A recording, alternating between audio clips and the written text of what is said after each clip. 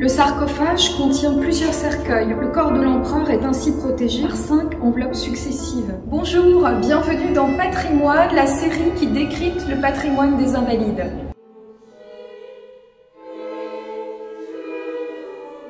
Le tombeau de Napoléon aux Invalides est un monument dans le monument. La crypte est initiée sous la monarchie de Juillet, achevée sous le Second Empire, pour accueillir la dépouille de Napoléon, que l'on dénomme alors pudiquement les cendres, ramenées de Sainte-Hélène par le prince de Joinville à l'initiative de son père, le roi Louis-Philippe, en signe de réconciliation nationale. L'ouverture de la crypte du tombeau constitue la seule modification architecturale majeure de l'église Saint-Louis des Invalides. Visconti va creuser une crypte funéraire à l'aplomb de la voûte du dos.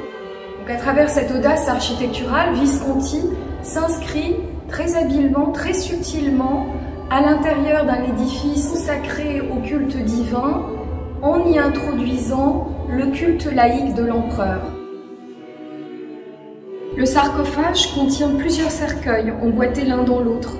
C'est une pratique qui, associée à l'éviscération, permet une forme de momification naturelle du corps. Le corps de l'empereur est ainsi protégé par 5 enveloppes successives de fer blanc, d'acajou, de plomb, d'ébène.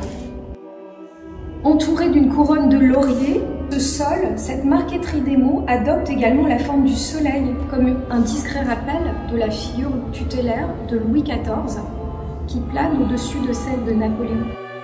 Des figures féminines sculptées par Pradier entourent le tombeau. Elles évoquent les conquêtes de Napoléon.